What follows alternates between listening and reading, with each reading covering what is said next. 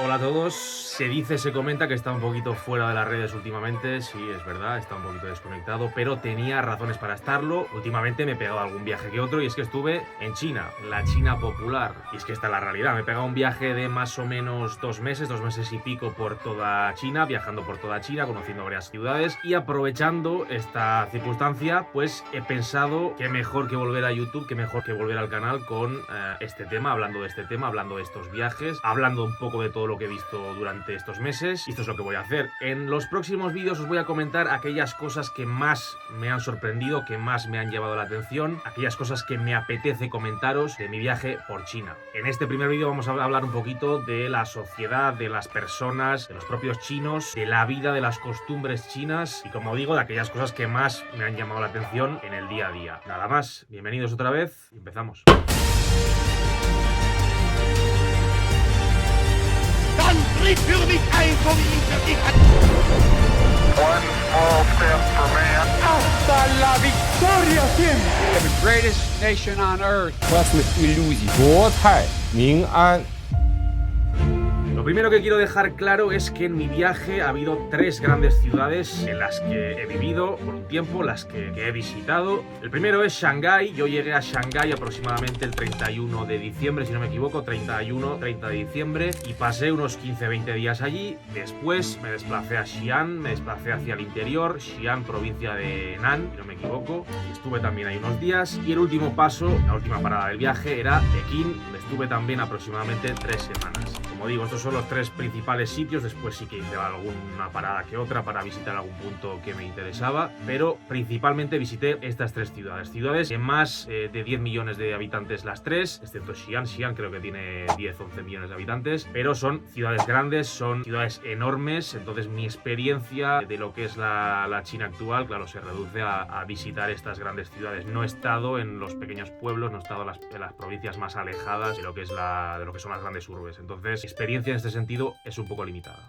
Bueno, tenemos muchos prejuicios sobre China, sobre los chinos, y uno de esos prejuicios nos habla de la presión demográfica, la enorme población con la que cuenta el país. Y esto es algo evidente, son 1.400 millones, acaban de ser superados por los indios. Ya sabéis que debido a las políticas de un solo hijo estuvieron activas en el país chino hasta hace bien poco, yo creo que hasta hace aproximadamente una década. El país demográficamente ha cambiado mucho y actualmente el ritmo de crecimiento no es el mismo que era hace unas décadas. Aún así, es el segundo, prácticamente peleando con la India, el primer país más poblado del mundo. Son 1.400 millones de chinos y esto es lo primero que os quiero comentar. La población, la cantidad de gente que habita el país se nota, se siente. No es solo una cifra. Cuando tú hablas de un país de 1.400 millones de habitantes, te puedes imaginar que el país es grande, te puedes imaginar que la población está repartida por el territorio, pero nada más lejos de la realidad. La presión demográfica, la cantidad de gente que puebla las calles, los barrios, las ciudades, se puede sentir. Cuando bajas a comprar el pan, cuando bajas a comprar el periódico, cuando te vas a tomar un café, cuando entras a una cafetería, cuando entras a un cine, cuando entras a un supermercado, la cantidad de gente que notas, que sientes en las colas, que ves, es evidente. Te encuentras en un país con mucha gente y esto es algo que se siente, como digo. Y puedes decir que exagerado. No, es algo que se siente, que se nota y que viniendo de un país como el que vengo yo, como España, ¿no? De 50 millones de habitantes, es algo que se siente. Vamos, que después de 3 semanas estaba hasta los cojones. Y es que, como digo, las situaciones son un poco agobiantes. Cuando te vas a cualquier sitio, cuando tienes que acudir a cualquier establecimiento a comprar algo, cuando tienes que comprar la entrada para un lugar turístico, otro lugar no tan turístico, un parque público, por ejemplo, las colas son permanentes, enormes y para mí, por lo menos para mí, insoportables. Lo veo mal. Verdadera mal. Por no decir borchenoso. Y es que, como digo, demográficamente China es el mayor país del mundo, el segundo país con más población del mundo, y esto es algo que no es nuevo. China lleva siendo bastante tiempo, lleva siendo siglos el país más poblado del mundo. Si nos remontamos a la Edad Media, si nos remontamos, por ejemplo, a la época Tang, la dinastía Tang, que gobierna el estado chino desde el siglo VII después de Cristo hasta el siglo X después de Cristo, si no me equivoco, construyen un estado enorme, un estado que hasta entonces era el estado chino más grande en extensión de la historia, y contaban con Chang'an, la actual Xi'an, que era la capital más poblada del mundo en ese momento. Ya en el siglo VII, China contaba con la ciudad más poblada del mundo, una ciudad que superaba el 1.000.000 de habitantes. Por lo tanto, el problema o la particularidad china con el tema demográfico, con su enorme población, no es algo nuevo y es algo que sigue estando vigente hoy en día, como bien lo he comprobado. Y es algo que sobre todo te afecta, se siente en el día a día. Y es que además China tiene una particularidad, como en casi todos los estados modernos, el proceso de modernización ha hecho que los estados se modernicen, que se industrialicen, y ese proceso de industrialización ha desplazado a gran parte de las poblaciones hacia ciertos territorios, ciertas regiones que están industrializadas, vaciando otras muchas. Es el caso de España, la famosa España vaciada, es el caso de muchos otros países y es el caso también de China, que cuenta con grandes ciudades, como digo, que atraen millones y millones de habitantes. Las personas van a estudiar, a trabajar, a buscar oportunidades de trabajo, se mudan o se han ido mudando durante todas estas décadas a gran escala, creando grandes concentraciones de población y creando auténticas megalópolis en las que, como digo, la presión demográfica se nota. Aquí os dejo la lista de las ciudades más pobladas de China. Como veis, bastantes, muchas de ellas superan los 10 millones de habitantes, auténticas megalópolis, todas en un mismo país. El segundo elemento que voy a comentar está relacionado con la población,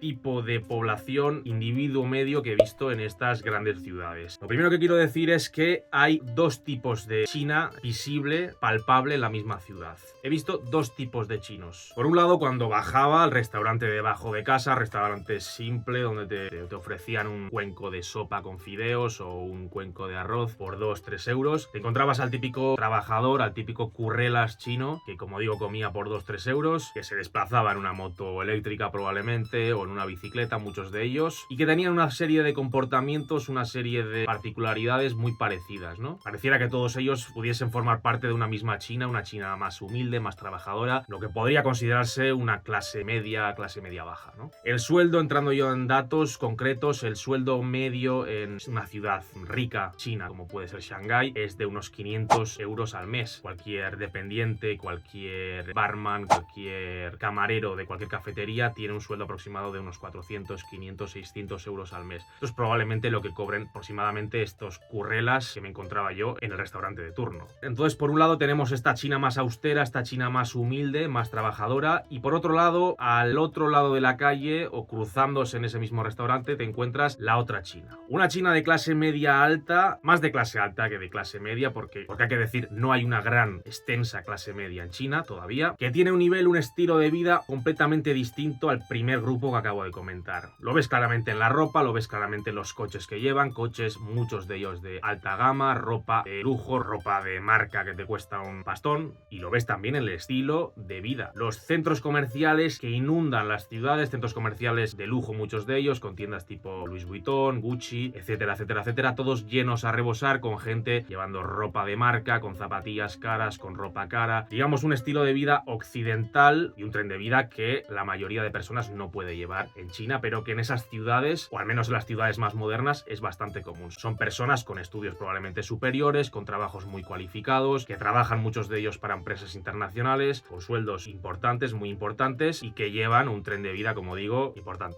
La parte contratante de la primera parte será considerada como la parte contratante de la primera parte, y la parte contratante de la primera parte será considerada en este contrato. Oiga, ¿por qué hemos de pelearnos por una tontería como esta? La cortamos. Entonces lo ves, cuando paseas por la calle, sobre todo, ves claramente que hay una división clara, enorme, entre la población. Ves una serie de personas mucho más humildes, mucho más austeras en la forma de vestir, en su comportamiento, conservan comportamientos quizá mucho más asociados al mundo rural, la forma de actuar, la forma de gritar, por ejemplo, la forma de interactuar, la forma de hablar, y otra población mucho más, vamos a decir, apijada, mucho más occidentalizada, que lleva un tren de vida directamente de lujo. Esta división, que es muy curiosa, también se aprecia, o esta es mi opinión al menos, también se aprecia en los modales, ¿no? En la forma de actuar, como digo, la forma de interactuar, las costumbres, pequeños gestos, pequeñas actitudes que tienen las personas. Y hay dos elementos, dos casos o dos particularidades que me parecen bastante curiosas. La primera es la de escupir. Los chinos escupen todo, siempre, todo el tiempo. Cuando tú sales a la calle y caminas tranquilamente, te encuentras con gente, te cruzas con personas que están escupiendo continuamente. El señor escupe, la señora escupe, el niño escupe,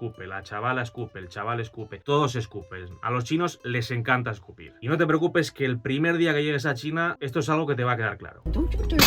Pero es curioso porque también en esto hay una diferencia. Las personas más, vamos a decir, apijadas o más occidentalizadas, que visten ropa más cara, tienden a escupir un poquito menos, ¿no? Quizás estos tipos de costumbres vienen más del mundo rural, vienen más de la China más tradicional, ¿no? Esto de escupir. Y es algo que me llama mucho la atención. Las personas más mejor vestidas, las personas que tenían pinta más occidentalizada, eran las que menos escupían.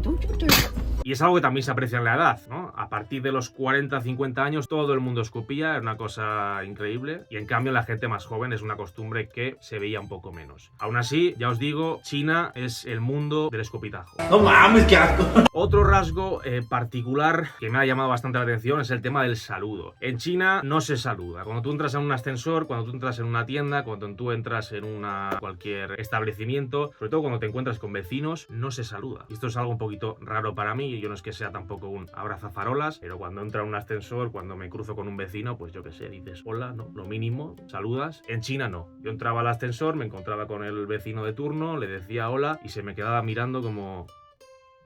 ¿Tú qué quieres?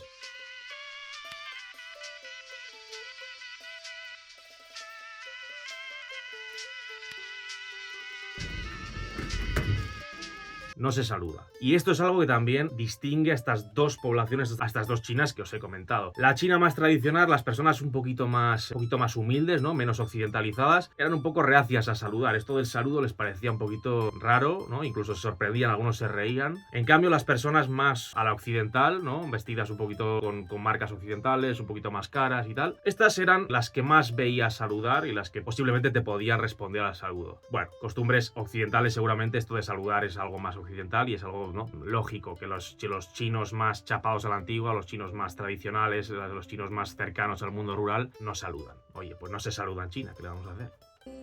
Esta historia continuará.